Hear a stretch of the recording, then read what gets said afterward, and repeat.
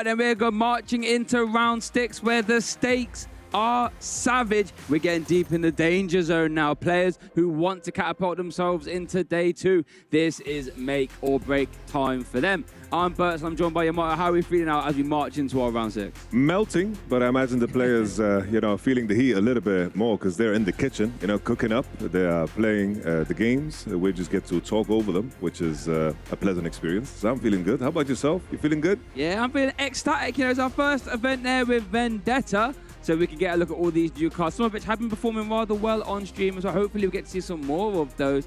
But, it's really interesting. This is our last event here in Europe to get the qualification for regional, so we know our players are really, trying their best. And one interesting thing I love about this event is that the Origins best-ofs no longer exist. So that's forced players to shift into new decks they otherwise wouldn't have played, so that makes for a very exciting metagame.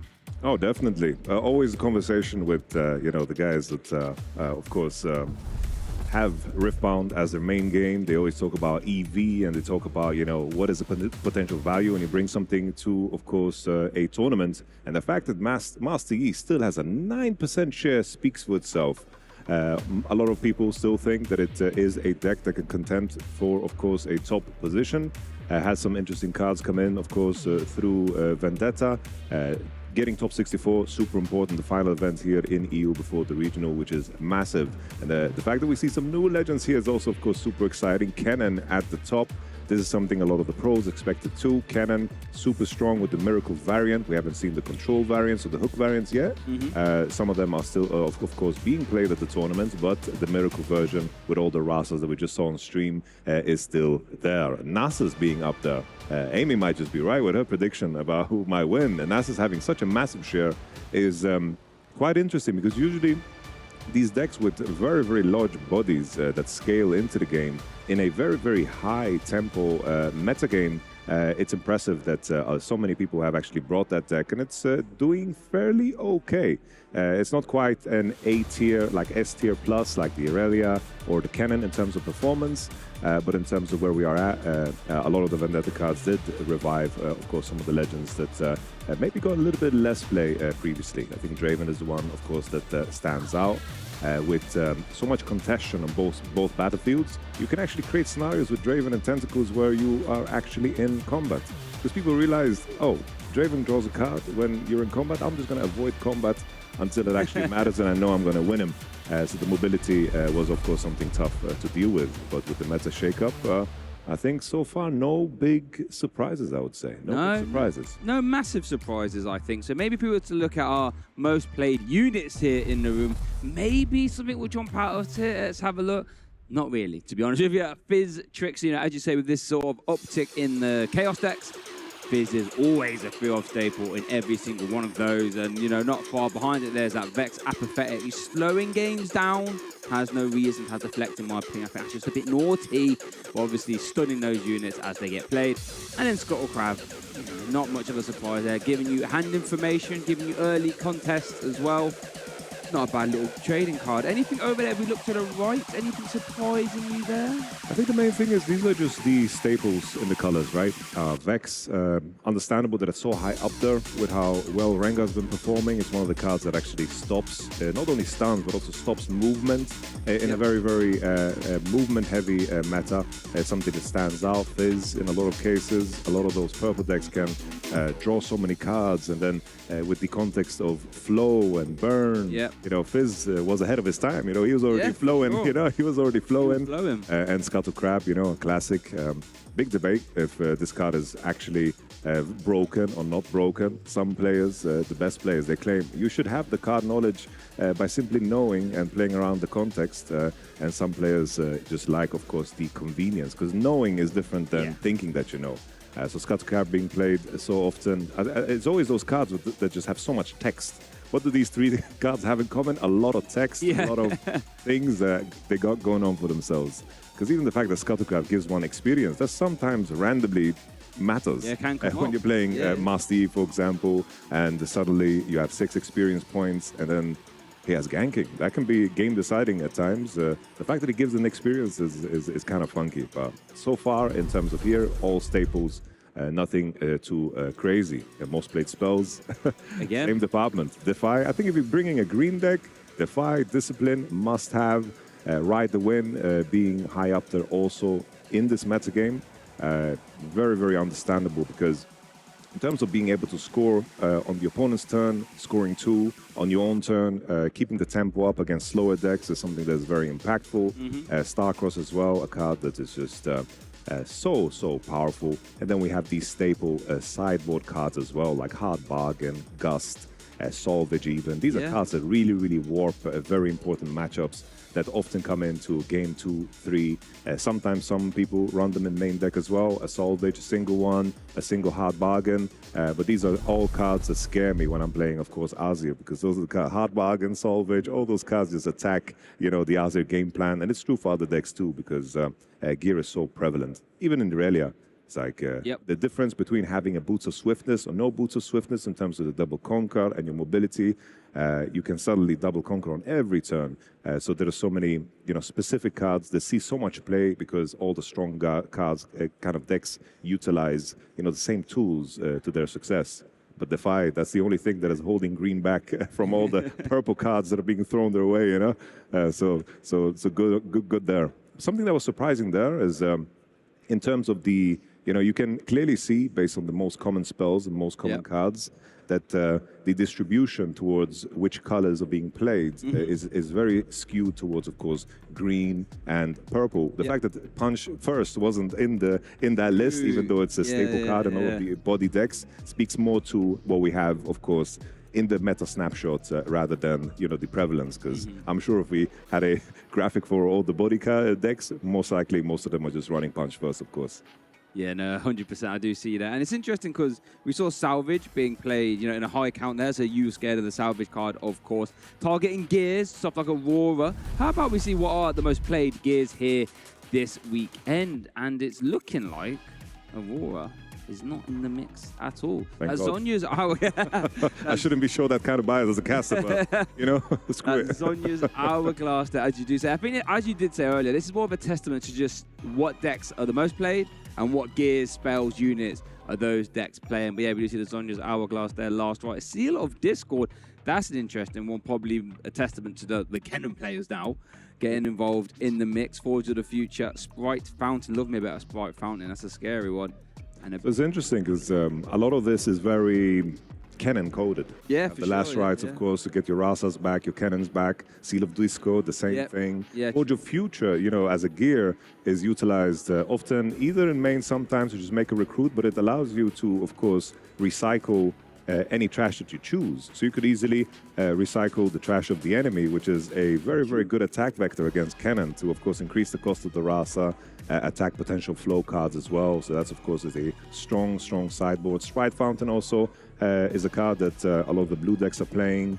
I don't know how many Lilias we have at the event, but that's also, of course, a card that you slot in against faster decks. Diana likes to play this, Mel likes to play this. Across the board, just a lot of staples, and the percentages represent how often the legends tied to them are also played, of course. With Zhonya's Hourglass being so damn flexible, I'm not surprised that it's the #1 there, because you can just hide it, which is such a crucial thing. Combine it with these decks that have these death knells, you can, of course, reveal it on the death knell trigger, which allows you to make your choices about how that's targeted. So Zhonya's Hourglass being at the top makes sense. Now, this is an interesting one, because, you know, coming in to this event, some battlefields, you know, did get to the ban list, you know, that Aspirants Climb and Arena's Greatest, no longer options. Interesting, because they both sort of do different things, as it were, on the polar opposites. But now, because they're not an option, we see a lot more battlefields getting played in higher numbers here. So here are our most played battlefields. Seat of Power, Star Spring, Zarn ones, that's pretty normal and new. Not new, I should say, but I've got some newer ones coming in, like Minefield, that's a new one. Obviously, Abandoned Horn, Emperor's Dash, we've seen these being played before.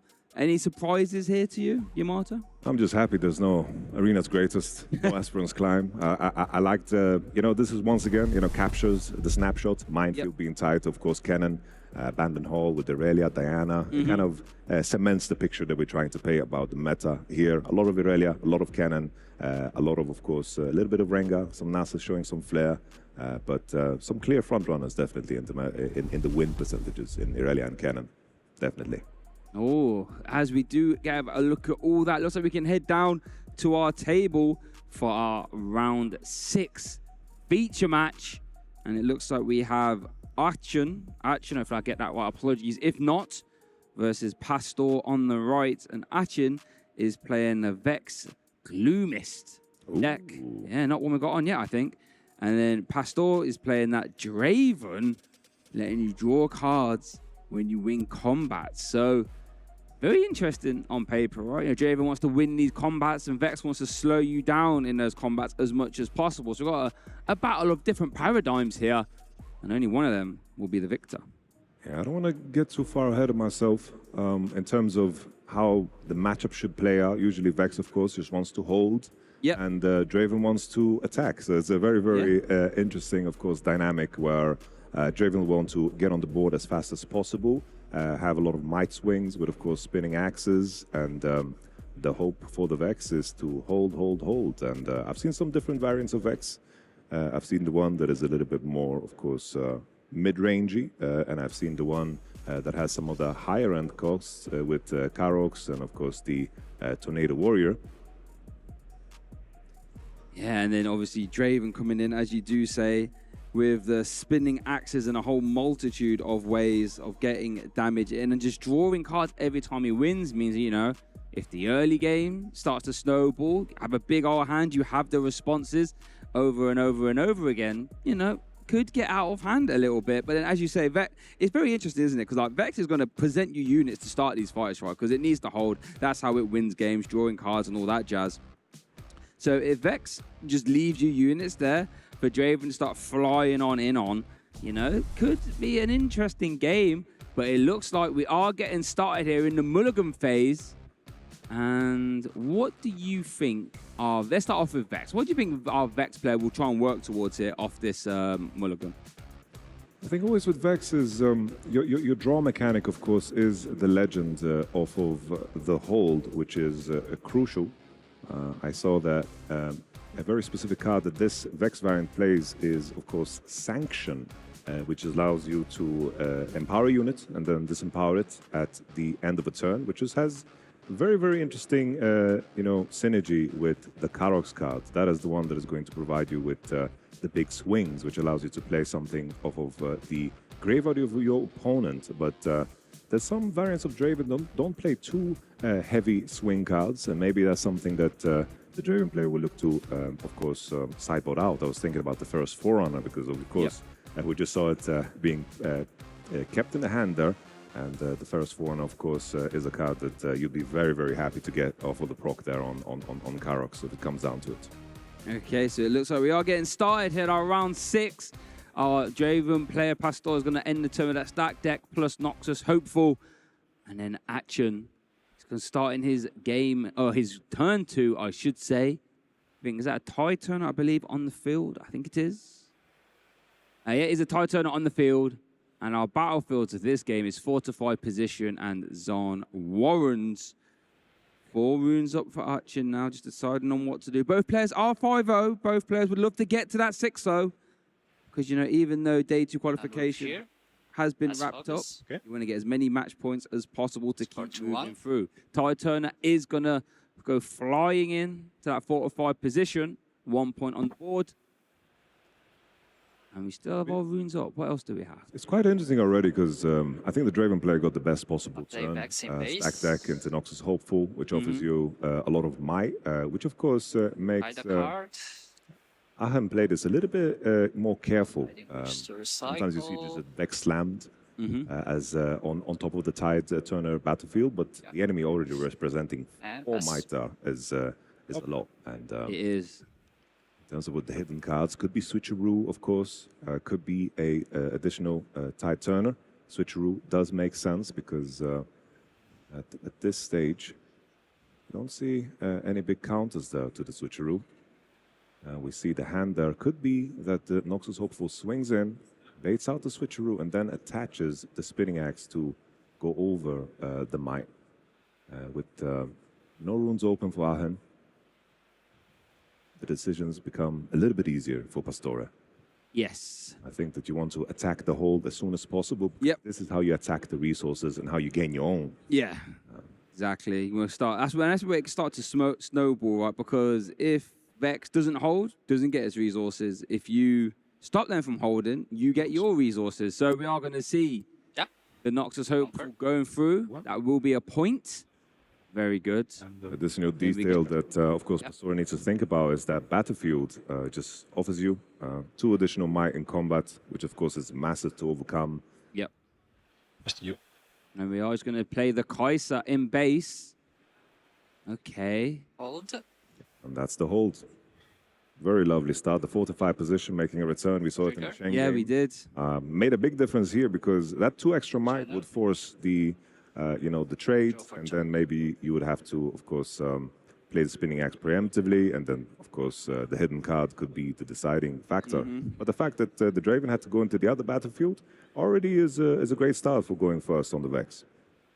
It's done what it's needed to do. Both players are doing, what they want to do. However, at some point, they will have to start some combat showdowns. That Kai'Sa coming down, could be for Pastore thinking, if this basically wins a combat and ends up conquering, you get to draw 2 cards of her, essentially. So we'll keep an eye on that one. That is over to Achen now. All runes are open, 6 in total to play with. Obviously, have had our chosen leader, our chosen unit, I should say, coming in last turn. So that can move up now into that fortified position, which is now live because there's 2 units there. And pass full open. Wow. Wow. Passing with 6 open. Your next turn's going to be a struggle. Oh, boy. We do get a hold there for Pastore, of course. Draw a card. And Kai'Sa ready to go. Oh, Karthik spinning out first Forerunner. So all these ambush cards, they don't offer much in combat. I don't think that Pastore is going to swing in just yet. Yes, no, this time. I think so. Developing turn here. This is how you get around Vex apathetic, though, right? You say, all right, I can't just start swinging immediately. So let me just build up the base, and then we're all going to come charging in. I think next turn. This is just the calm before the storm. Yeah, exactly that way. This is the scene in the movie, Yeah. In the third Hobbit movie when they were lining up, the armies. This is that scene right here. Combat will be getting started, but not quite yet. Especially with Achen leaving all those runes open. You think, I'm not walking into no traps. Not today. I have a whole multitude of cards in that hand as well. So many cards, but I'm just looking at that sanction card. There's no empower cards in play really, so he just needs to find a way to get Karoks on the board because that's where you have some flexibility. But once again, with the first Forerunner, we saw 1 getting mulligan to the bottom, 1 played. The odds of them being in the trash is quite low. So the value you get off of the Karoks card when, of course, you empower it is going to be a little bit less in this particular matchup. We have a whole multitude, a cornucopia. 2 characters were there, actually. He was just doing shuffling magic. Ooh, he revealed the Star-Cross. Maybe it's nothing you can do about that. Maybe it's just a Giga Chat bluff, Yeah. I mean, chances are when your opponent leaves 6 open last turn, they're going to have some crazy cards, aren't they? Let's be honest. It's also so hot today, so your hands are a little bit slippier than usual, It's like you can slip a card down. Ty Turner coming down. Okay. Trying to get himself to 4. Win. Pass. Okay. Setting up for a potential sneaky double hold. Not sure if that will stay that way, but now you have to sort of split your forces now if you're Pastore. Yeah, scratch what I said about the sanction. Potentially having less value. Obviously, it has less value because there's very little empower and Draven decks, usually almost nothing. The Karoks says, I'm excited to see how they're going to be play out if they actually have value in the matchup. That's my main question here. Obviously, these combat tricks, like the Star-Cross that he revealed, is very good against first Forerunner. That's why we saw some of it being played less when Unleashed came around the corner. The red decks were very unhappy about the existence of of course, Star-Crossed. So am I. I get hit by so much that my local You're playing bully, but you're counted by everything. I know. I get caught in a crossfire. Oh, dear. Okay, what have we got here, then? Rebuke, Switcheroo, Karthik, Spinning Axe as well. That's signature, gear. Giving you that +3. That is a massive amount of might to get off a gear. The interesting thing about... Okay, Kaiser's going in. Remember, if she successfully conquers, you essentially get to draw 2 cards. With your Draven ability, of course, the legend. Currently at 4-2. Achen has 3 runes open, so... And we saw Star-Crossed revealed. Don't know, I'm not sure if this is the time to use it, but it's an option. Oh, it's going to go through. Okay. Here we go. Pastore starting his game plan here. Drawing 2, getting on the board. This is what Draven likes to do. Yeah. That's a lot of cards. Yeah. That is a lot of cards. Exactly that. Oh, Falling Star. I like one of my favorite cards in format, actually. Yeah, Falling Star could be interesting. Yeah, out of that range. Yeah, get to pick a unit or multiple units twice, and you deal 3 damage to it. So you can, you know, double in for 1 for a 6 or spread 2 3s. And you dissect a battlefield before you go charging in. Yeah, I think at this point, Pastore can safely assume that's a switcheroo, based on, of course, how Achen has just played around the battlefield. Would make sense if it's a Titan, a hidden, and a Tornado Warrior is not something to be scared about, really. The question is, you have some options, right? You can either do the Falling Star, the Rebuke, very expensive. You can switcheroo back on switcheroo as well. And then the Spinning Axe is something that you can swing in twice with, right? Because you can swing in, and then, of course, reattach the Spinning Axe. But let's see now what the line is from Pastore. A lot of options. Blood Rush. +2 and +2. Okay. There's the Blood Rush repeated. I'll give the shield to Vex. That's 4 assault now. 10 might represented. Yeah, that's a lot, isn't it? This will force an action. Either the switcheroo or the Star-Crossed, or will Achen just give it up? I feel like you can't. It's going to be very hard for him to get back on the board. That's the problem. I don't think you can afford to give this up because you're not going to be able to get back in very easily, especially if you try and, you know, plow through the first 4 of those. Mechs will come back eventually as well. Here we go. Switcheroo targets Scuttle Crab and the Forerunner. Well, that's efficiency, isn't it? With the switcheroo, how about I give you 0? And the Scuttle Crab now has been in the gym. He's lifting the weights. He's lifting a lot of weights. Yeah, he's lifting the weights. This is Ronnie Coleman right there. So what is he going up to? 8, right? In theory, is it 8? Okay. -6. Oh no, just 6. Okay. It's Nate. Oh yeah, I'm gonna say it should be 8. I have to back myself a bit more. Yeah. There we go. After the Blood Rush. Yes, sir. It wasn't a repeated one. Okay, so what can we do here now? 0 to 16. It would be fun to just see a switcheroo back. Yeah, could you imagine? Would be hilarious. Have some of that. No, you. Yeah, literally. But Ferris Forerunner will be getting killed, unfortunately. 2 mechs will come down. Will be stunned, of course. So they have come down. Noxus Hopeful still has 6 as well. Got a good few options. Good Spinning Axe, the Noxus Hopeful. I'm a big fan of the Noxus Hopeful, one of my favorite cards in format, that one. So good, honest Riftbound is what I call that card. Yes, sir. Just big numbers on a little card. That's what we like. Yeah, I feel like the decision here, I would be very surprised if he swings in again. I would be shocked. Because you say with the Vex decks, you need to just build units up in base, it looks like. Oh, are we going in? It's combat. Yeah, it's just for combat. So it is a 6. Okay, Noxus Hopeful coming in with 6. That's the Blood Rush repeated that happened earlier. Trigger. Yep.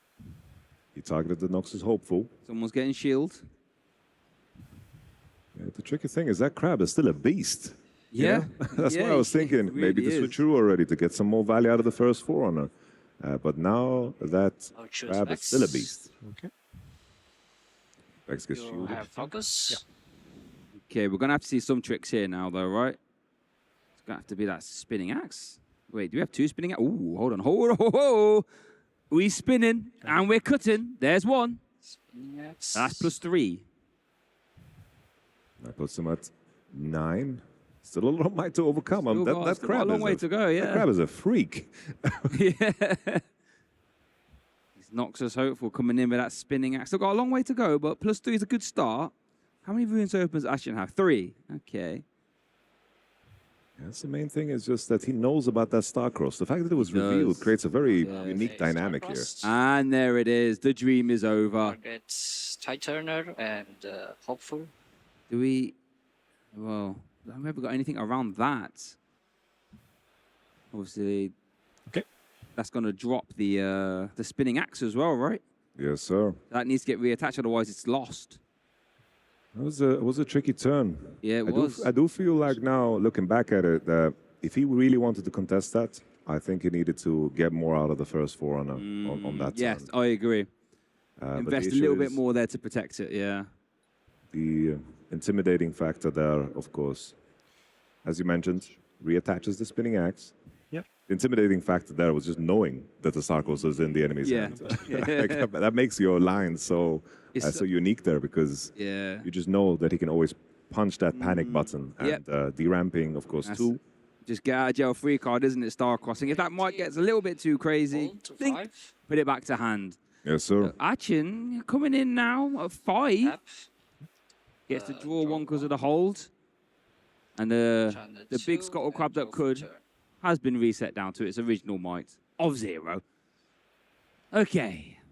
Big accordion-like hand there. It's all in there. What have we got? A bit of Ride the Wind, a bit of Discipline it's looking like.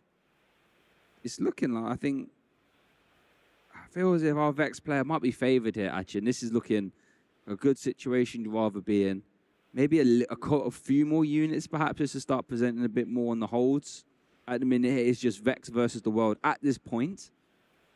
It is such a rare scenario, but the fact that the first Forerunner, if he could get the Starcross on that, it would change dynamics that of the Karax changes things, so much. Because now if the Karax gets empowered, you get to play the Forerunner, which is the biggest unit in the Draven deck currently.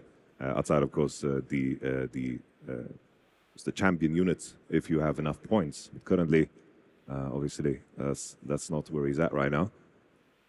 So I wonder now if Achen is going to do the math. Move to base. Okay. Go to base. Oh. Okay. It's a developing turn then. Fortified position, no longer fortified. The abandoned position, as it were. Oh, there you go. That's what you just mentioned. It is. Uh-oh. And we have enough to... Do we have enough to empower? Yeah, sure. Thank you. Oh, no, empower 6. Oh, yeah, we're nowhere near empowering that yet. Yeah. Not yet, at least. Now, the mechanic that you always want to look for, of course, is the Tornado Warrior. Yeah. Ways to cheat the Empower cheat it effect, into because play, the Karax Empower effect is extremely expensive. It's more expensive than playing the first Forerunner itself. So the efficiency, you find it through the availability of other empowering things like I'll pass to you. Tornado Warrior is the go-to combo we've seen. In this deck, it would be the Sanction card that he holds in hand. Okay. Challenge 2. So we do get a hold up there for Pastore there from the Kaiser. But that is a scary looking boss. I think if your opponent puts down the Karax, you have to, at least I would assume, that Tornado Warrior isn't going to be far away. It's just going to be, Tornado Warrior needs to be revealed out of course, hidden. So I think it's going to be a simple sanction into get a Pharaoh's Forerunner on the big defense. It's going to be a very scary combination. Pastore has a little bit of time to play with because Vex is still only on 5 points. So he doesn't need to set up for a big hold just yet. Other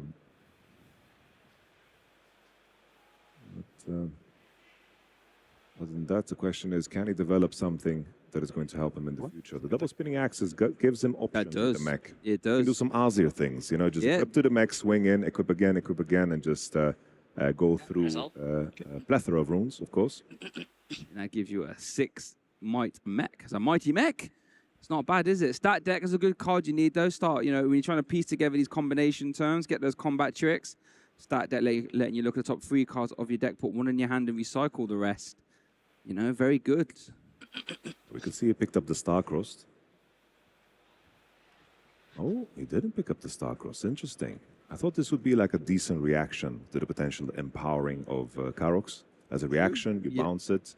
But obviously, it comes with the downside of bouncing one of your own units. And I think with the double spinning axis, obviously, this is something that is in the back of the mind of Pastore, that every unit is going to, of course, count. Plus focus. Okay, so we're going to see a conquer attempt into fortified position. There's a cheeky little gust there. I see a little gust. I want to experience a gust. I'm sweating so much. I just have some wind. Looks like it's going to go through. Okay, so up to 5.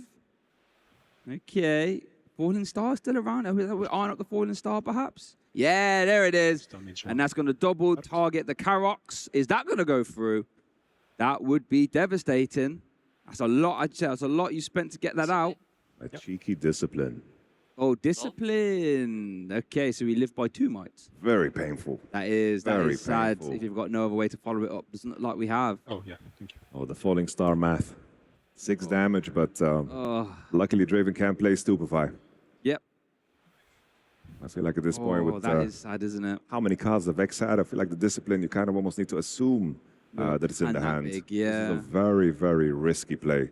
That card was just bleeding bad, but he don't care. No. He's a trooper. Yeah, he's been disciplined. He's been disciplined. Yeah. I love that everything is just gym related. Earlier it was about food, we were hungry, now we want to go to the gym. Yeah, it is one disciplined Karoks right there. Oh, a hidden card ourselves. Mech gonna get up there. And pass to you. And the pass. We still have the spinning axe that knocks us hopeful in the base, getting ready. Is it over to Achen? No hold, so no draw. Well, a multitude of units in the base, some of which are very scary. This was a moment where, I believe the hidden card, right? Ooh, there's a Tornado Warrior. It's a Tornado Warrior indeed. I go for right. Yeah. And Karoks is that 4 cards. maybe you can find just ways to disempower, empower, but he did, of course, discard one of the sanctions earlier, which makes sense. Yep. I just want to see the Karoks interaction on the board. Oh, no, I'm so do I. excited. Yeah, That's no, it'd why. be very fun. I mean, is there 6 and 2? No, it's very expensive to do the old-fashioned ways, and you'd much rather use the Tornado Warrior. But it's an interesting one because it has to be revealed from face down. So you would have to set that up. So Pastore would have to walk here. into the trap, as it were. Vex is going to go into Zon Warrens. 6. Going to go up to 6. That's the dangerous break point in Riftbound. We know this. Trigger.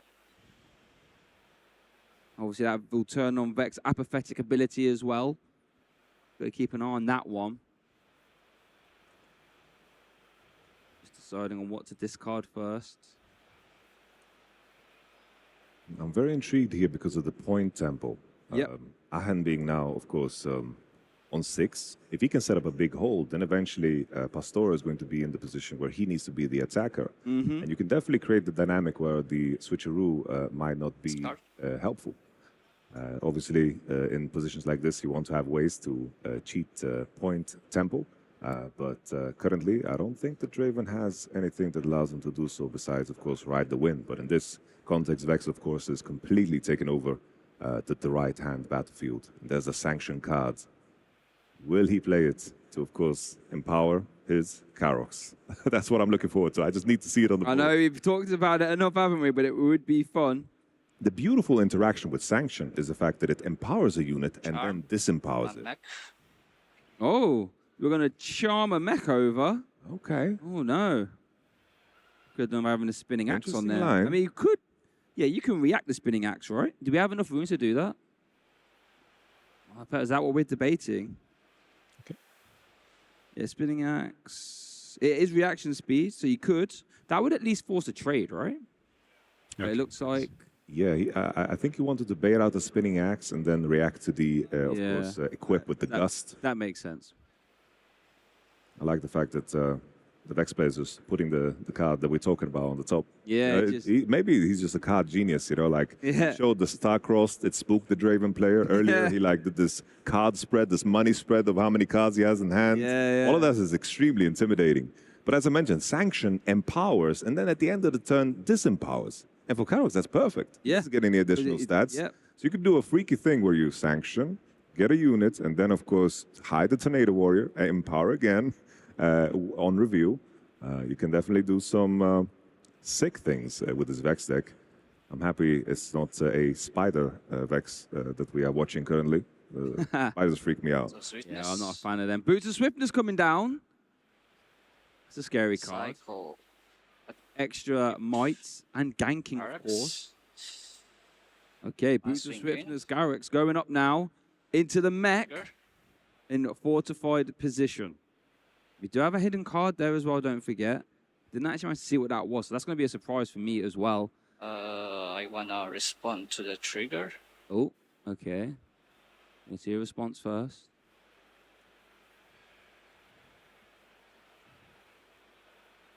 Ooh, very interesting dynamic here. May I not choose a unit here? Or I have to choose a unit? Okay. Okay. Because we're going to have a situation now where Yeah, can you also choose? it's like an old western, you know? Who's going to So I'll choose first? yours. Yeah. How the stack works. If the Gus comes through, then you So can you react with, choose of course, the mine. quick equip. Yeah, then it the Draven resolves. I get a shield. Yeah, pass forest then. Okay, here's the switcheroo coming in. That's another big switcheroo right there. Well, that's 7 I'll into cast 3. reaction. Okay, oh, the gusto. That would return, I imagine, the switcheroo back to hand. So that wouldn't activate. That would be a bit cheeky. The spinning axe just needs to land. Your mech, of course. I give an acceleration. And there's the spinning axe. Okay, that's another 3 swing there then. Spinning axe. Spinning axe indeed. I like the way he said it. Yeah. Spinning axe. His read was that Pastore didn't have it because he didn't equip it Yeah. against the Vex, and he kind of wanted to bait it out. He was fishing for information there. Yeah. You're right. Very patient play here from Pastore. Still has a multitude of runes open. Now, what other shenanigans can we see? Currently, we're at 6 to 7, right? I make that. And the main thing is that he did choose the shielding on Karox to prepare for the switcheroo, which should have, of course, signaled that he has a spinning axe for a So you potential gust. touch. This one resolve. Also that one. That guy is 6 to 7, right? Then we swap. Yep. So it's -1. And yours is +1.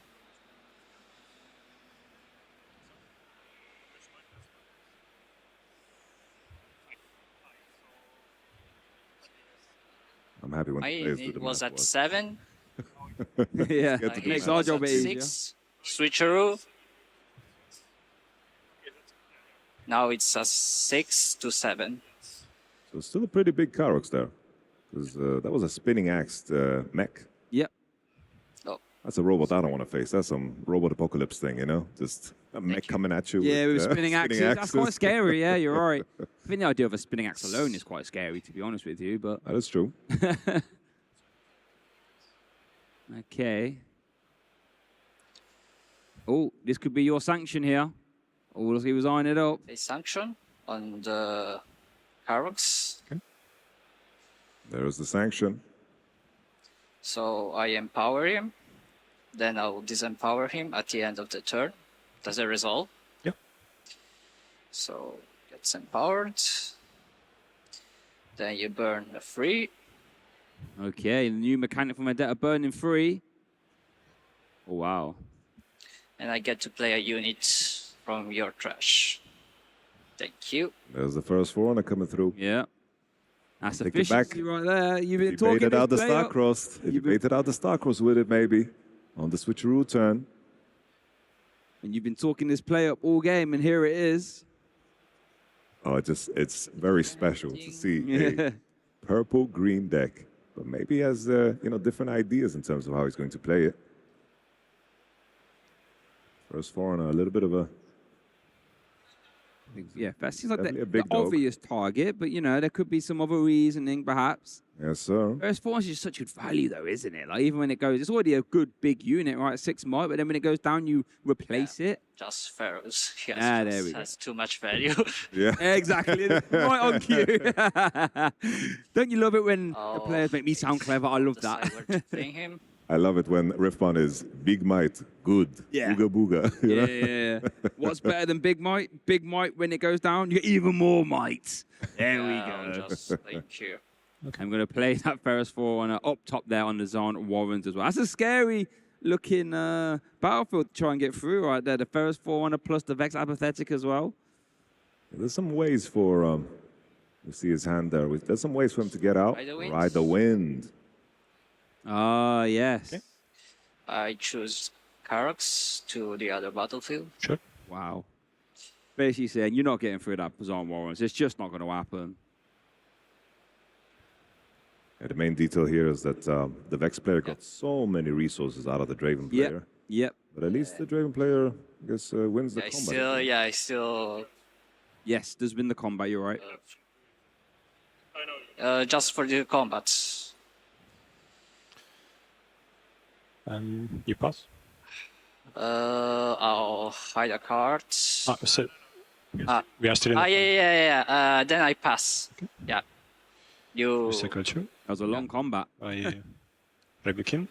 Ooh. Ooh. The rebuke. There it is after all of We are that. in this combat. Shenanigans. The rebuke's going to come in and return the unit at battlefield to its owner's hand. Achen is tapped out right now. I don't think there's a response to this. I definitely think they shouldn't be. Oh my. This is a very, very big decision. That is. Yeah. Going to go through. I feel like the Could you Carrots- argue the damage has already been done there from that Karox, but it is going back to the hand. Agreed. And the boots of So swiftness this one back ends. to the base. Right. Yeah, you won the. Okay. I draw from there. Yeah. We get the legend draw there from Draven, of course. Wow, that was what an interesting combat and turn that was. And it's not even over yet. So many resources got out. I wonder if this rebuke was played too fast. Because I understand the disempower and the fear of course, the Tornado Warrior. But the Yeah. issue is, of course, Cards. that the rebuke is action speed. You can't react to that empower Then at that speed. recycle. Oh, I just wanted to get it out of the way. Yeah. But I wonder if now, with only 4 runes on the next turn, will he be able to conquer in there? Yeah, I see what No, you Achen mean. can just, at 6 points, he can just Yes. keep holding that till Yep. till the end of time. Here. So the point cadence just is hold just a that little to bit it. faster, I'll right? pass. Go to 6. Okay. Interesting. It could have forced a little bit more resources out there. You are correct. Only 4 to work with now, though. 6v6. But how are we going to battle through that Zon Warrens? I'm not sure. Let's see what we have. Oh, another rebuke. Ooh, okay, that's interesting. Well, we're spinning. Yeah, we got some spinning axes. Was that in the Kaiser, I believe, as well?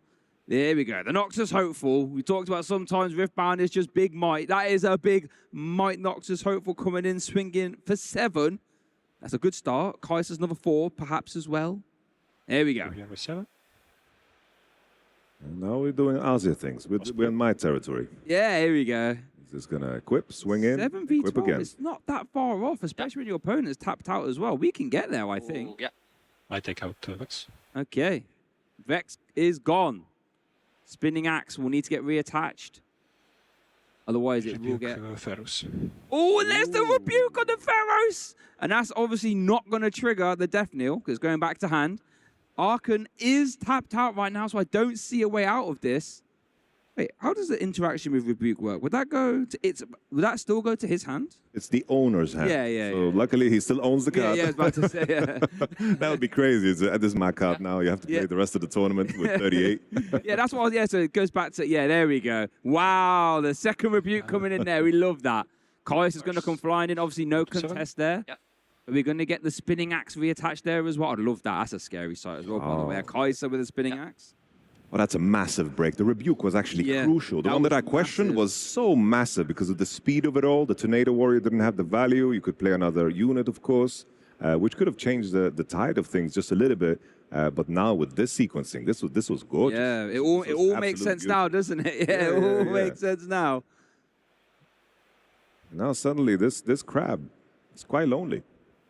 Yeah, how the pendulum of power has swung in this game. All of a sudden, was counting in Pastore out, but now, a couple rebukes here, big units there, Noxus hopeful. And all of a sudden, we are straight back in the mix. We are going to get spinning axe getting reattached. 1 rune against the world, but that is a scary looking board state. Okay, Achen, what can we do here? And drop. So many crucial turns. I even remember back to that stack deck moment, choosing the rebuke because you needed every single unit. Look at the board. The mech that, like, if you played Starcross, you wouldn't have the mech, you wouldn't have the Kaiser. As the invert timelines. As well. Okay. Discard your hand. Let's see. I don't know what he can fish for. I can do something, maybe. Maybe. Let's see if you can, Achen. Let's see if we can. That sigh. We've all been there, haven't we? We've all been there. Far too many times. Far too many times, definitely. Very, very low on the... GG's. Oh, it's just going to be the concession there. Pastore weathers the storm, the double rebuke, spinning axes flying here, there, and everywhere. And he's going to win game 1 in our round 6 feature match A. Putting on a masterclass there with Draven. Not panicking, not said, I'm not out of it yet. Sequenced perfectly, and now he's 1 game up. I have to say, there were some crucial moments there where he kind of faked out the information of the lack of the spinning axe, the rebuke, and of course the Karoks.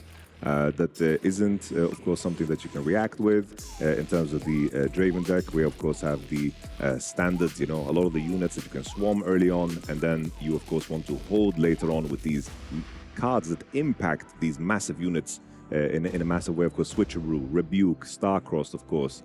These are the cards that allow you to actually swing over and get over when you have these low might units. And on top of that, the spinning axe have just such good synergy with the mech units that pop out, and you get to do Azir magic. Whenever they get their deck does Azir magic, you know, I'm getting gassed up. I'm happy, you know, I love it. I love it, you know? Yeah, even the spinning axe on the Noxus Hope for them, turning that into a 7, that is just value right there. Considering you can get it in play for 2, now it's swinging for 7, that's just cheeky. But then as we do think about Vex now, after that game, what do you think could be getting sided here? As we do get to look at their deck list right on Q, thank you, production staff, for that, what do you think we could be seeing? I wonder if, you know, it's just a question of how you sideboard, right? It's like the decree of course, the decree of focus, the one that gives you +4, that is definitely something that can help a lot in this matchup. A lot of red units, of course, Kaiser, Noxus Hopeful, First Forerunner. I do think that's a card that can swing those crucial battles when Vex, of course, is trying to hold. So I'll be looking out for that one in particular. I do think that's something that can change the matchup completely. Of course, I think that something that you can add if you have sideboard in maybe is an additional version of that Rebuke or a Starcross, because bouncing a unit that holds an axe could be very, very impactful, especially when they're on defense. Because, of course, as you mentioned, when the spinning axe drops off and the turn is over, in the beginning phase, of course, it disappears, turns to dust, like many gears I've seen in my lifetime. Too many of my, Dazzling Aurora do get turned to dust, and that's the thing. It's interesting because if you do return those units to hand and the spinning axe drops, you sort of force your opponent to start using power they might not have wanted to. You don't really want that spinning axe to just, you know, disappear, right? You'd love to keep it in value there for that +3, but then if you force them to start using runes they don't really want to, you start really starting to push them on the back foot. So keep an eye on that one. Such an educational game from how clean Pastore played. Pastore played there was maybe like 4 or 5 crucial decisions that had like different lines and options. Picking the Rebuke from the stack deck, swinging in and not attaching the spinning axe to, of course, the first mech, keeping it, being ready for, of course, the switcheroo battlefield there against the Karoks, and then using the Rebuke to push him out so he doesn't disempower, and, of course, didn't give the Tornado Warrior the value. But we're back again. Turn 1. We are back again. Here we go. Game 2 in our round 6 feature match here is getting started. Mulligan phase. We have Treasure Hoard and Star Tipped Peak as our battlefields. And it looks like we're in the Mulligan phase. It's going to be 2. 2 for our Vex. And then 2 for Draven as well. Interesting. 1 Star Hoard, letting you get a gold token in play when you conquer if you pay 1. And Star Tip Peak, whenever you hold, you get to channel a rune. Very interesting. And very potentially strong. And look, just as you mentioned, that decree of focus, getting sided and immediately in the hand, ready to go. You know what they say? People complain about having too many decrees in packs, but you love to see them when you have them in your hand, you know? Yeah. I want them in my packs, want them in my hand. Exactly. Quick turn there. So it's going to be the mutated Mouser coming down, and then the Tide Turner coming down for Pastore, and it's back over to Achen. Yeah, I'll move That's going here. to go straight into that star-tipped peak. Pastore's going to have to try and get him off there, otherwise those runes are coming down. Additionally, we have the Ravenbloom Prefect. That was a card that also got sideboarded in, which has a very, very unique mechanic, of course, that on play allows you to banish a gear when it appears. And that is one of the ways where you can quickly deal with the spinning axe. But the unique, of course, circumstance is that it's a unit. And on top of that is that the Draven player is aware of its existence. So it's something that you, of course, carefully play around. We have the conk from each side. Play stack deck. Yeah. Okay, start deck coming down. Was that another decree I see there? No. It's a cheeky little crab, a little cat. I can definitely see a little crab geezer. I mean, he came in last game, didn't he? Swinging for Everything's about a geezer 7. with you, man. Yeah. I'm a geezer, you're a geezer, that's a geezer. Everyone's a geezer. If you're doing well, you're a geezer. What does it mean, a geezer? Yeah. What? Teach me. What does geezer mean? I thought it was just old dudes, a geezer. Geezers, if you're doing something well, you're now a geezer. You enter geezer territory. Okay. Yeah, that's the Bert seal of approval right there if I call you a geezer. Lovely. I never expect the geezer as a compliment. It is when I use it. I can't tell everyone else, but for me it is. Blessings. Oh, Kaiser's coming down. That's a big unit right there. And we're hiding a card. Ooh. Oh, my. Okay, and we have paid one for the gold token as well. We are going to get the whole. That's going to channel an extra rune there for Achen. And we get to draw one. That's value right there. Draw one, channel one. Oh, green rune. And draw for turn. And here we go. Yeah, the unique thing there about that situation was, I wonder if Pastore thought that maybe there's a Kha'Zix represented, because that was I also pass with everything open. Okay, sure. Thank you. In that moment, no intention there from Achen to just slam the Vex. He was worried that, of course, with no potential hidden card to play, that it would be easy to overcome the 6, of course, the 7 might at the battlefield. But a lot of runes there wasted. You always have to think about your efficiency and what you want to represent. And big developing turn for Pastore there with just playing the Kaiser. Sometimes the aim of the game is just being efficient. Let's see what we can do here. Prefect. Oh, there's that prefect you mentioned. That's come down now, so that's interesting. So in theory, we do have gear removal in play, ready to go. Yeah. We are going to see the hold to 2 up there, of course. Pastore does have that Kaiser ready, and you'd love to just spinning axe it, right, in theory, but you've got to be careful with that student. Flash, Kaiser, tentacles. Okay. He's very protected against the axe, but Pastore went from a game with 3 spinning axes to now none in hand. It was, of course, still very early on in the game, so things can change rather quickly. No combat tricks in that hand at all, at least for buffing your own might, right? As far as I can see. So overzealous fan's going to come in there. Kaiser's going to hit the base. Okay, so this is what you have to do when you haven't got those spinning axes. All right, I'll develop my might the old-fashioned way, and then we'll come charging in. Develop. But then speaking of develop, though, draw 1, channel 1, because you have held on that star-tipped peak there. Channel 2 and draw 1. The beauty of course, going first is that you get to choose. Yep. And if you're the whole deck, you're very happy to have Tornado these one-to-one situations. And similar to the previous game, the point cadence is now in the favor, of course, the Vex player went first. Yep. But this was something that Pastore could break in a magnificent way in the previous game. And with this backline already, of course, Kaiser, 2 Kaisers in base, he is preparing for a mighty swing, of course. Do see that still pause currently in hand. That's also something that could get empowered cheekily by that Tornado Warrior. Keep an eye on that one. Getting up to 7 might. That'd be a fun play. Oh, Chosen Legend coming in, Vex. Apathetic. Stuff will be stunned now when it gets played. Keep an eye on that one. Obviously has that deflect. So it's like both players just loading up their chosen battlefield of choice. Pastore will be the one as he is behind on. So there's a steel pause as well. We're going to see the hidden Tornado Warrior. I know it's an hand. Cheeky. I know it's there. Empower 7. But then if you do pull it off, it gets +7. That's efficiency. Talk about efficiency. A 1 cost unit getting 7 might. Oh, Hard. There it is. there it is. Oh dear. Yeah, And pass to you. thing is with that battlefield, that's not the sort of battlefield you can just walk into. You're gonna have a game Definitely. plan that is stacked. It's also such a unique dynamic here where, of course, we saw Achen's hand, a lot of combat tricks, the double disciplines, of course. Yeah. So a flash, a star-crossed, and on the other side, Oh, you know, the switcheroo and these type of... I mean, if you can catch that still pause when it has 7, maybe. But again, you don't. You can't just walk into that battlefield though. That alone isn't going to win you that showdown, is it? Let's be fair. Yeah, you're not happy with No. the switcheroo in circumstances like these. You swinging in, Because you haven't even there's, got a great but target. the whole gang is here. Yeah. This High is- turner, perhaps. Like. This is the Avengers right here. This is the Avengers, yeah. Oh, Can boy. Pastore cook up a Thanos? That's the question. Yo, you With just... the 5 spinning axes. Luckily, there's only 3 on the deck. But Oh, we're going to reveal... Switch We're going to to two. swap them around. Yep. Whoop. Okay. all right. Back with everything. Okay. Going to move them all back. Can do that. It's like- Preparing for the big battle eventually.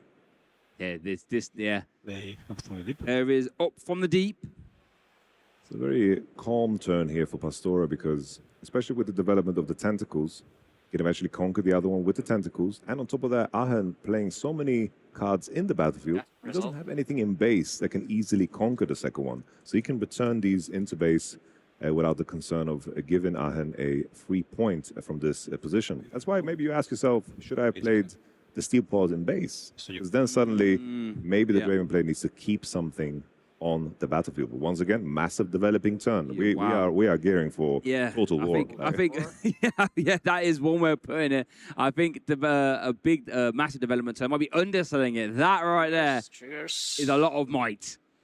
We do get the draw 1, channel 1 as well. I mean, Achen has got a good response there, but we are, I think, next turn going to see a showdown for the ages. Chosen legend Draven does come on that showboat, getting an extra might for each point you have. Ooh, the switcheroo as well there. There's a lot going on there. We know the Isn't there? Tornado Warrior's hidden. It's Tornado hiding Warrior there. is hidden, yeah. Base. Oh, here we go. Then I'm not walking into your trap, so far at least. A lot of options Double for Achen in discipline combat. is that? Star cost as well. Oh, dearie me. This is going to be a showdown of the age when we do get it, though, Yamato, isn't it? There's going to be reactions, might flying everywhere. Base. Still, ball comes back, as you do say. As you did say, I should say. It is one of those strange moments where you kind of don't want to put yourself in a position where you don't... Because if the Draven player... Pastore has been way more efficient in terms of spending his mana to develop his Yep. backline, right? Yeah, yeah. And we've seen Achen pass. Like here, for example, he has a lot of spells to play. He could play Fizz, but still, at that point, it's like in terms of the tricks that you can play. Do you play a discipline to just recycle something? Do you just wait and pass? Because in this current pacing, Yeah, pass. what Pastore is going to represent, he can still develop. He's not in no rush right now. No. He can conquer the other one, set up for defense, and of course the treasure hoard, Yeah, there's only one and point then back. set up for a bigger swing. Kaiser. All right, here we go. We know we got some flash in hand. Kaiser's going to go through. That's going to be a point. I think this is going to be the turn where Pastore turns up the dial of pressure and speed. And basically saying, all right, I'm going to take this battle to you. Now, you can't just keep sitting back now. Let's force the issue. Still got a ton of runes to use, of course. Still, I feel like he doesn't have the tricks to swing in just yet. Yeah, you're right. No, there is A no... little bit scary. The Draven is getting stronger every turn, though, if he keeps scoring 1 that's point. true. So eventually he will be a big Draven's boy. on 8 right now. 7. Sorry, 7. That's big. Switcheroo target, though, of course, for Achen, though. The curious thing about Steel Paws as well is that it represents so much more than just a Yep. cheeky little cat. Yep. Because we're getting into territory where you actually have room to play combat tricks after empowering it, which is very Yep. expensive, which makes the defense of the potential treasure hoard a little Should bit of a cost, different question. Finish stack attack. We have the banish for the effect. Give a plus 2 to Kaiser. Bring a soul 2 to the Kaiser, I believe. Yep, looks that way. So I can remember. That Gust Monk coming down, that new Vendetta cards. Yeah, those cards that serve a great purpose later on in the game. Those 2-drops are so powerful. You can see that, of course, the Draven deck is riddled. Now we have combat, finally. Here we go. This is what I've been waiting for. Tentacles, Kaiser, with the assault +2 as well. Okay. 6, 1, 1. You pass focus. Yeah. Okay, we are passing focus. Okay. We know Achen has a multitude of cards in his hand. Let's see what they are. And then the Tornado Warrior can, of course, empower the cat. Yeah. That's a massive might swing that I didn't even think about. Yeah. Yeah, that's a 7. I said that earlier. Was you not listening? Yeah. This is a Tornado Warrior with Steel Paws. It's quite the interaction. It is. Like, Fun how you get to see how decks play out and everything kind of bleeds in and you get a full picture of what, of course, the deck can do. I mean, that's a great 7 might swing if you can pull it off. Discipline coming down first, though. Discipline. Okay. Discipline ×2. Solve. It's 9 against 8 then.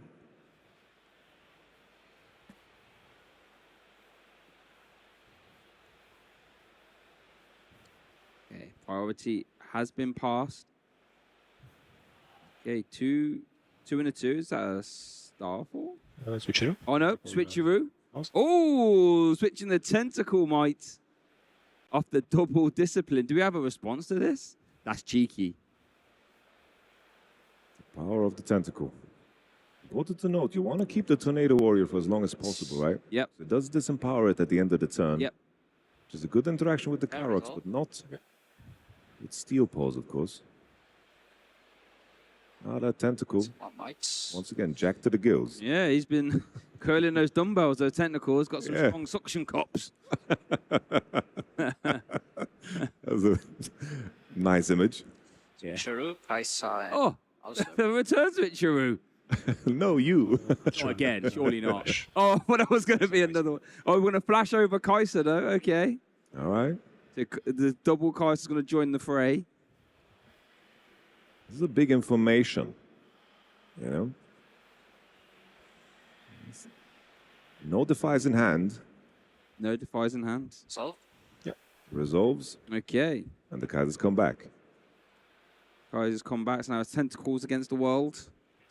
Switcheroo will, of course, resolve, so the tentacles are back to being weak. Yes, sorry, yeah, you are correct. 5 mites. 6 total. 6, no, yeah, 6 total. Okay. Oh, wait. Wait, where was the did that- Switcheroo played on the Kaiser? It must have been, right? It must Discipline. have been, yeah. Yeah. Okay. Then the tentacles are still swinging. They're Yeah, still beefed up. Beefed up tentacle. Sounds like a delicacy you get in a restaurant, that, doesn't it? Beefed up tentacle. I am getting quite hungry. It tickled you that one. You like that one, didn't you? Okay, how is this concluding then? Yeah, that's- 6v7. Awfully close to the trade there, but not quite. the discipline keeps the Vex out of range of death, at least. It does. I wonder if... Oh, here we go. Empower. Oh, here we go. This is what I was Alright. talking about. The empowered Steel Paws 7. Sure. That's gone from sure, there's nothing you can do about it, is there? So you're going to go from 0 might to 7 might. That's a big boy. That's a swing right there. That is a swing. Plus 72 dice for that one. 2 markers. And all of a sudden, 17 versus 6. Pass. Okay. Yep, so Cheers. we're picking targets now. I did feel... I'm thinking if that was a little bit too early, you know? What, for your Steel Paws? I guess the Steel Paws on combat resolution would, of course, die either way, right? Yep. But I'm thinking if you keep the card hidden, the Tornado Warrior, you still have the next Steel Paws to put in there. True. So that's a different kind of line. But like this, you keep the Steel Paws alive, but now it gets disempowered. So it is a bit of a different line that we go down. We're going to see in the future if it's going to, of course, matter. Always fun to review games in your mind and go back to crucial decisions. But we're going to mark this one as a very important one. Channel. whether revealing the Tornado Yeah, Warrior sure. or letting the Steel Paws die was, of course, the correct decision. I mean, Pastore still has a multitude of threats in that base ready to go next turn. There's a lot of might there. Yeah, that's Still got it. Draven, Signature Legend, or Chosen Legend, I should say. Achen, though, has a lot of runes to play with and a big hand. Yeah, that's a lot of units. Yeah, see? Right on here. That's a lot of units. What an army. That was like, we thought that was going to be the big battle. It was almost a skirmish at that point, you know? Yeah, it wasn't yeah, it was quite a little the, teaser. the quick, you know. That was a trailer. Yeah, that was the trailer. Pastore got a lot of information there as well. Did get a lot of them. Forced Saw out the some hidden resources. cards, saw the Yep. switcheroo, a lot of information, and the Kaiser stayed alive. And the Kaiser stayed alive. All in yeah. all, there was some Successful. deramping, of course, Yep. but all he did was really lose 2 tentacles. Great job. And his backline is still so safe. Yep. And the double value on the flash as well, bringing the Kaiser back. Beautifully done. Okay, Boots of Swiftness Here, on the Vex. Steel Paws is going to go in. Treasure Hordes. I won't pay for the gold. He is going to pay for the gold.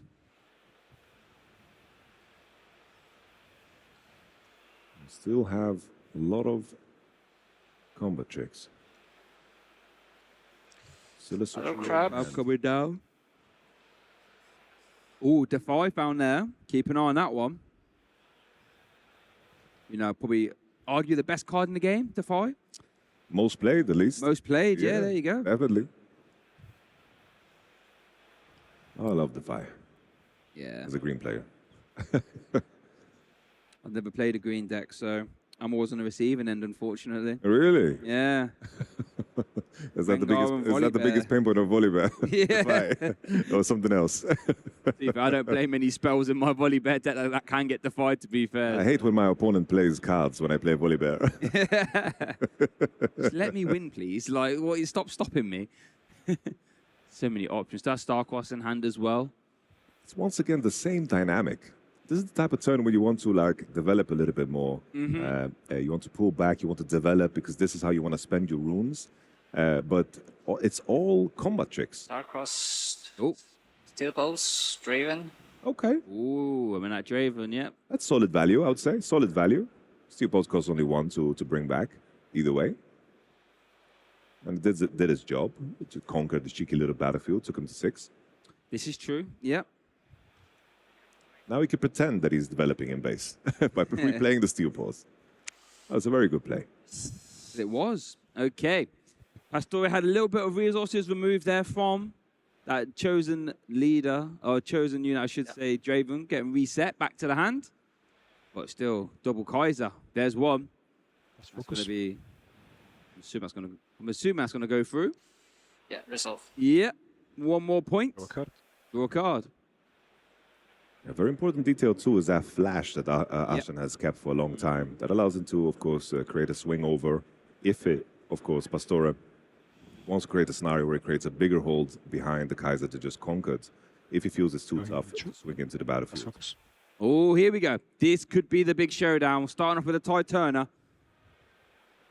We know Achen has a multitude of combat tricks in that hand, but how would he choose to play them? Will he choose to play them?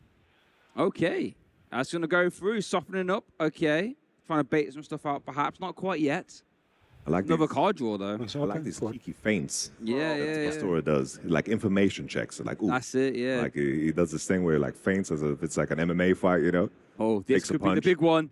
This could be the big one. There it is. Wait, big hit. This is the showdown I've been waiting for. That Starcross is going to be a hero, but the Defy, even a bigger hero. Yeah, that Defy. Look at this. Let's see if it comes out. We do have the Decree as well. Focus. The Decree of Focus, Plus as 4. you said. Resolve.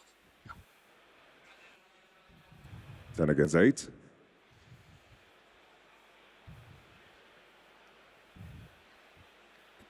Big swing there. Big decision for Pastore. There's that Star-Cross Flash, and what's that third card? Can you make that out from here? I don't think it's when we can get played, so... I feel like at this point, with how much he has committed, I think he needs to check for the Defy. He could flash as well and reset. That could be a move. But we have to keep in mind that Achen is representing 6 points. So with a hold, Yeah. Yeah, I'm gonna have And to of wait for the course hold with eventually. boots. That's the flash. You could even defy the flash if you really wanted to. Saying, nope, those Kaisers are going to get killed. Could it be a bait out? Could be the bait out. Ooh. Oh, it's going to go through. My heart stopped. Ooh, that would have been a play right there. Crossed the... Oh. Okay, now we have to imagine Starcross coming down. And there's the defy. We've been holding it for a while. Achen not taking the bait. And we are going to defy that Starcross. That could be a game-winning Starcross, as it were. Defy, I should say. Big turn there from Achen. We have to also keep in mind. Oh, the chosen Draven. leader. The last card. So we're going to hold up to 7. We all know that's a good number to be at in Riftbound. We have to keep track of the round time as well. We do. That is a terrific point, actually. Trigger. I do think we're going to be in a situation where we won't have to go to those deep rounds to conclude, of course, this Channel. particular fight. And over turn.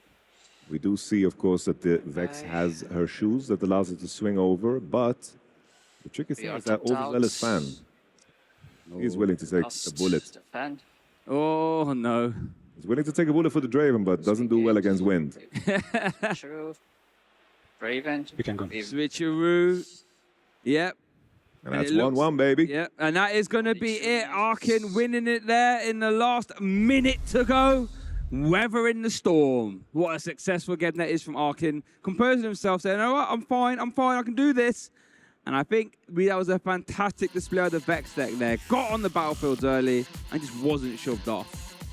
Yeah, the decision of the Tornado Warrior being revealed there didn't end up mattering too much. Getting the Steel Paw back into the base, getting that double point on one turn was, of course, crucial. And then the defense. The Defy was drawn very, very late. You could be in a situation where the Defy doesn't come on time, and suddenly, of course, that Starcross is just the game decider. But at that point, with that many cards drawn, you kind of have to assume that he has at least one. It was tricky there for a moment for Achen, but his combat tricks of course, turned out to be supreme.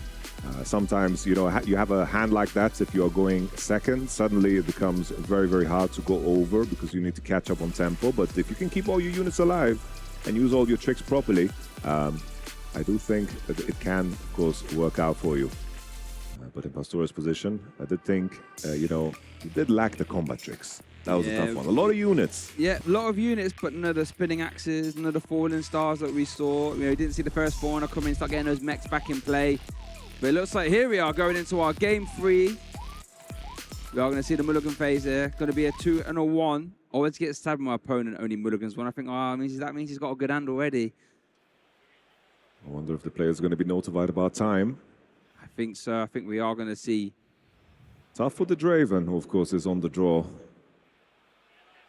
Wishes to play this out because with that many 2-drops going first is a difference maker against the Vex, of course. Of course, yeah. Against anything, really. And here we go. We are going to get started then. 2 runes coming down. Guy Turner. Okay, back over to Achen. Sand Swept Tomb and Targon's Peak are our battlefields. Yeah. Players just might be getting I think it's a tie anyway. I don't think we can. Yeah, there's no way to get around it. For a tie. I think so. I think you are correct. I play units. The question is, units. if you accelerate the units and you can double conquer on your turn 2 as Pastore. Maybe, actually, yeah. And then you hold, but that means then that the Vex player would have to do nothing, right? In that case. I have 0 response, right? I conquer 1, then I can. Or if Achen conquer completely 2. bricks. That's all. He has a little cat there. Stranger things have happened, I guess, in Riftbound. I'm sure we've all seen them. Yes, sir.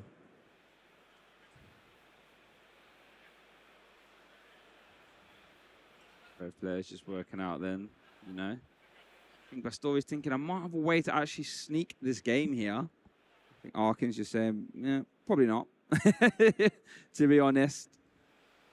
Yeah, it has to be some ride the wind shenanigans, maybe. Ride the wind. Something on along action those turn. lines, I think that's the main out that I think of. We just get confirmation exactly how the time rules work. Got the table judges there. Make sure we say thank you, judges. So we are getting back down now. Okay, stack deck. Mauser as well. So that's And the unit. Mouser, yep. So that's step one for Achen. Put any unit down. So the hope for Pastore Yeah. would be ride the wind, That's maybe a spinning axe to represent more might. And then when, of course, the Mauser walks into the battlefield, that he gets to, of course, react to that. And when the showdown happens, action speed move in. Yep. Hope that Achen has no defy, has no sudden way, of course, of stopping that play. So, of course, I mean, they always you say need to win with two. Play to your outs, right? So this is playing to your outs. Play to that win con. However slim it may be. Oh, that's nice. interesting. We still need ride the wind and combat tricks here, though. But yeah. Turn 3. So it's, I think that's done then. Yeah, I mean, yeah, it looks that way. Well, of course, wait. Whoa, It's whoa, Targon's Peak. whoa. I forgot, it's Targon's Peak. Targon's Peak with 2 runes open. in. Let's focus. I score 1. Yeah. I mean, GG's. Okay. All right, And the it was like, we were there with bated breath just to see if any shenanigans could happen. Yeah, sure. But it was unlikely. That is not the case. So that means our round 6 feature match A will end in a draw.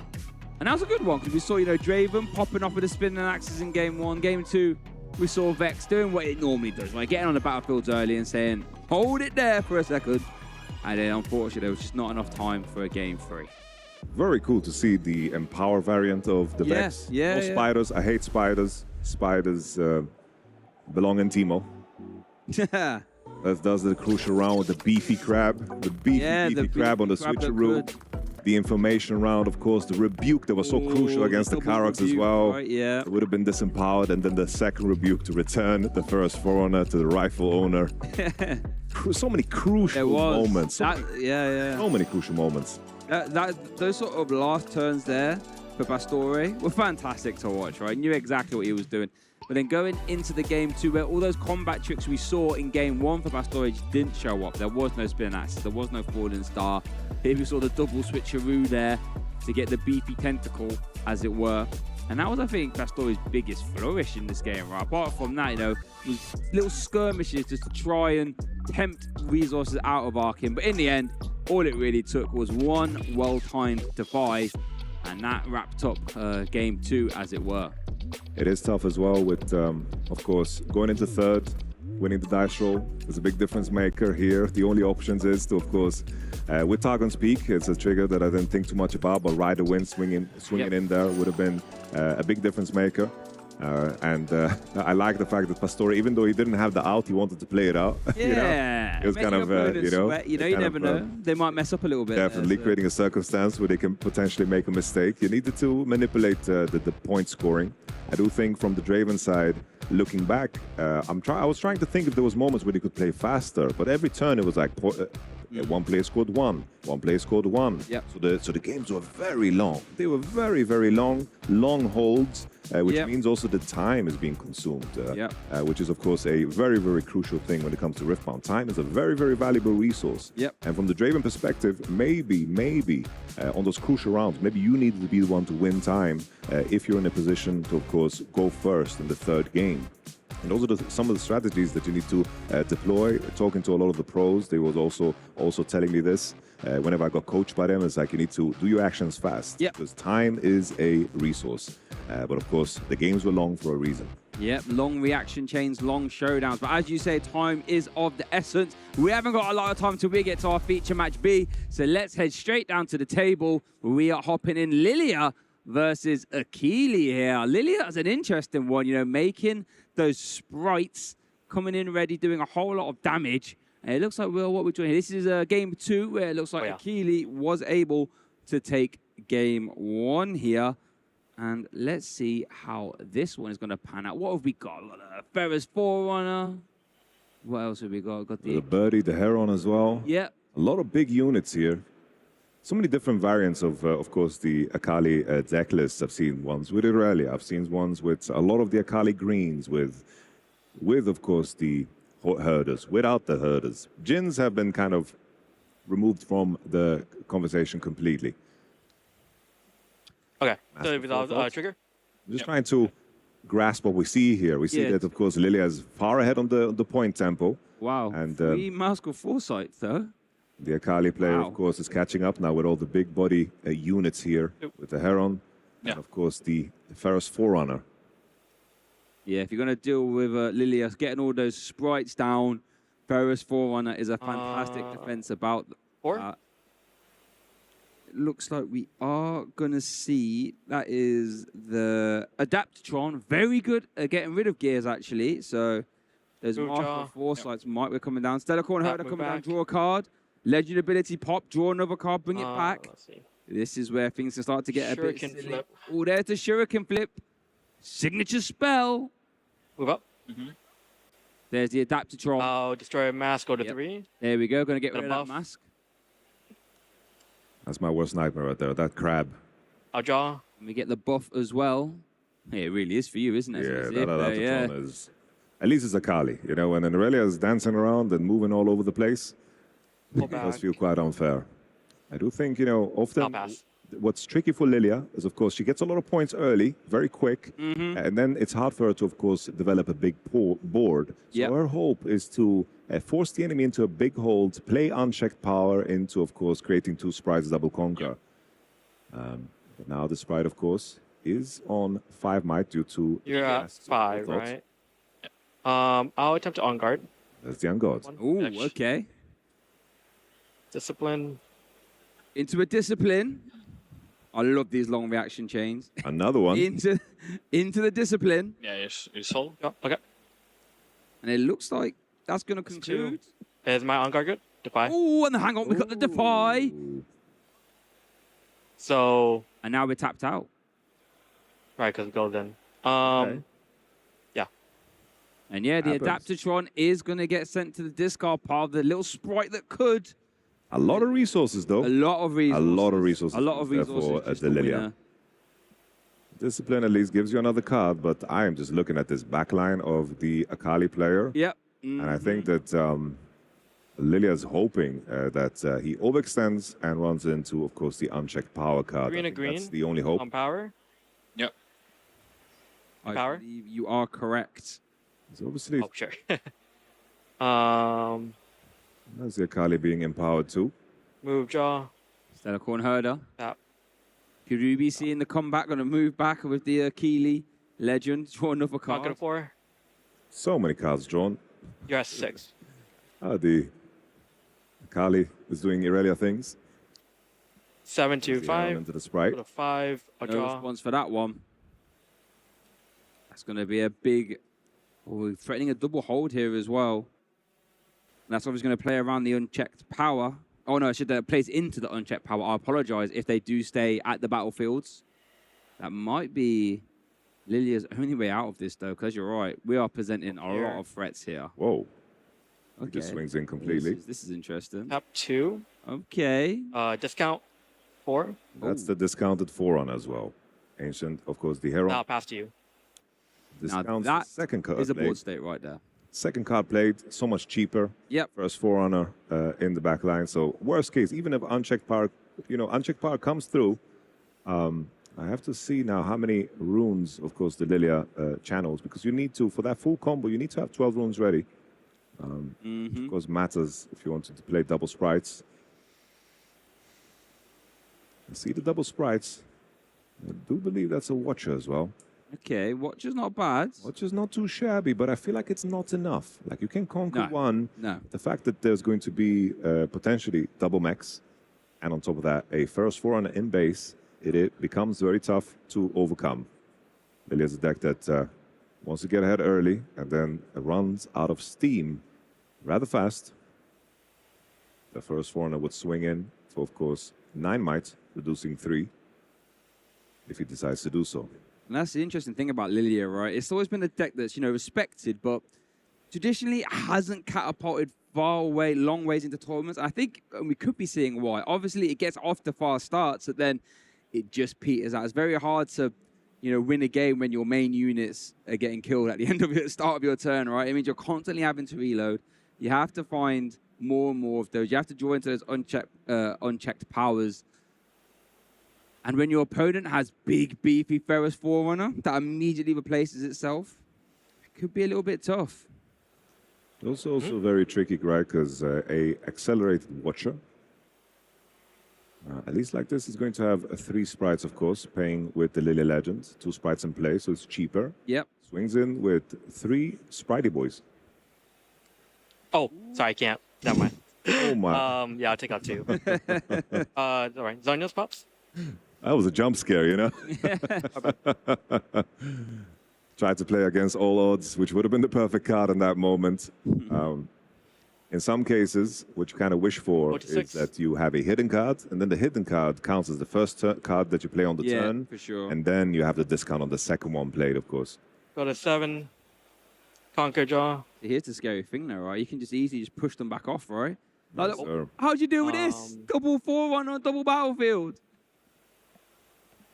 And look at that hand, got Falling Star as well. Especially with the Sprite Burst already played. With the Sprite Burst as well, yep. You have no way of actually getting the combo through. Yeah, I'll pass. Yep, this is looking a bit like Last Chance Saloon here. We need the double conquer, but there's a lot, and I say a lot of might on those battlefields. It looks impossible to me, my friend. It does. What are we doing here? Oh. They would only be... We've gone off to unchecked power for a second now. So I'd say, what? This would be a good time for it. Would be I think crazy. it's the only turn for it, but we need it now. All right, so the Watcher comes through. Accelerated. Yep, accelerated Watcher. Reducing might by 3, right, of everything in play?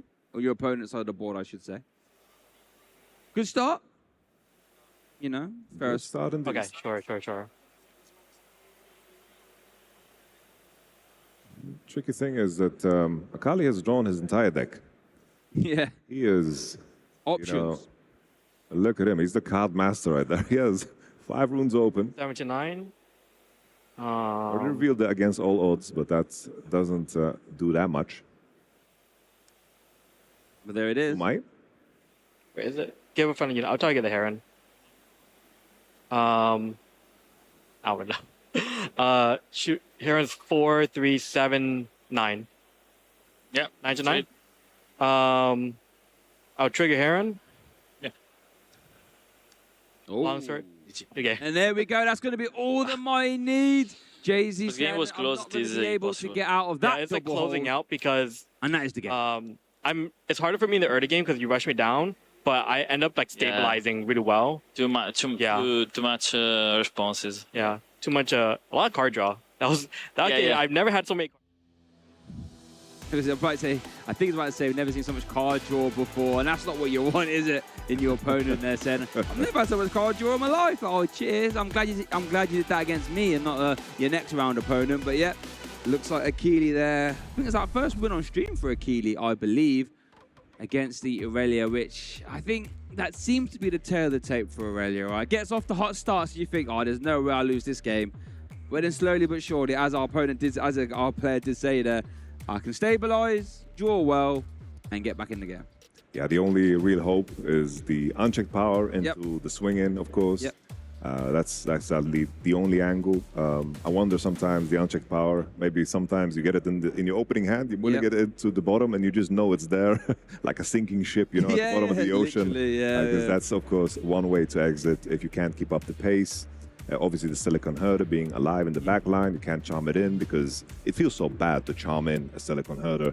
And of course, using any big cost abilities to kind of kill it in the back line is very, very expensive. So you get on the battlefields with Lilia, and then you hope that it's enough that you can exit the game somehow. But the Akali did a good job. Big units, We Yep. kind of tuned in at a moment where all the battle was done already, and Yep.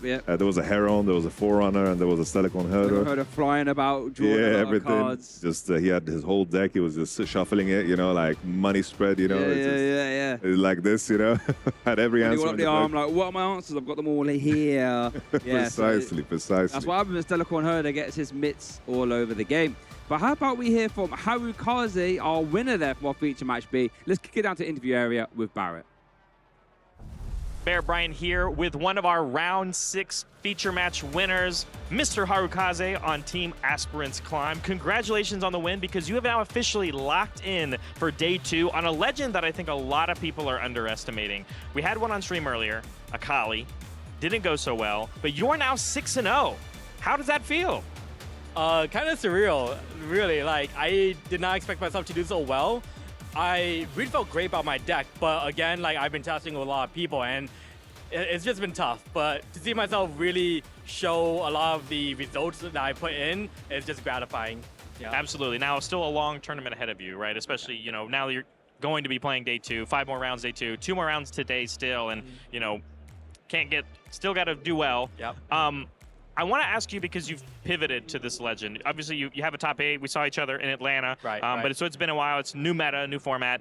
Why the pivot? Because I don't know if you're aware of this, Harukaze. Irelia is still pretty good right now. Very good. She's probably stronger than she's ever been, to be honest. Yeah. I would agree with that, because I Yeah. think, her finally getting a win in Sydney was something that I didn't think was going to happen. Yeah. Because I think everyone was playing her, but she's wasn't getting results past top Right. cuts, including yourself, right? And then boom, Vendetta comes out, and Akali's, speaking of, being added to the deck is such a great security blanket for Yeah. that deck of playing a unit and being safe. Why did you pivot now to Akali? When I saw that she's first being released, I knew immediately I wanted to play. She's one of my mains in League of Legends, and just to see my other mains being added, I just had to go for it. And her being the first opposite colors, green and red, Yeah. I really wanted to try that out. As I kept on playing her, I realized she just had a lot of the benefits of what Irelia did, but also the things that I felt like was missing in Irelia, like a lot of the back base clear, because the only ways you have it is charms and Starcross with Irelia. Yeah. So this just gets a nice little mixture of a lot of movement and a lot of damaging, which is just amazing. Falling Star is one heck of a card. So strong. It won me so many games. Well, that's awesome to hear, man, and I'm glad you're having success with it again, because there's other Akalis in the room, of course. You're fighting for a best of, Yep, probably yeah. one of the most contention best ofs on just character appeal, right? So I wish you luck in that kind of capacity. Thank you. I want to then pick your brain, because you're my Akali expert for the weekend right now at this point. Weaknesses of the deck. What do you think the deck struggles with? What are you trying to avoid this weekend? Because I think a lot of people, again, haven't really been having a ton of success on the deck, or they just don't know where to put the deck right now. So what are you trying to not run into, and do you think you can make a long streak if you avoid those decks? So I think number one is definitely Jace Aurora, or any form of Aurora. Green-red does not have easy ways to clear them out. It's not like yellow where you can hit and blade to call the weak them. It's not like purple where you just bounce them. You're really just going with damaging spells. That's about, and with what's on the table. So that's a big thing. And maybe Irelia too, or Swarm decks, right? Because if they can easily clear out your units, there's not much you can do there at that point. No, absolutely. That makes a ton of sense. Well, Harukaze, 6-0, Yeah. day 2. Congratulations, man. Thank you. I'm excited to see some more Akali gameplay tomorrow with you still representing the deck regardless. But you got a couple more rounds to play, so we're going to send it back. Awesome, man. Killed it.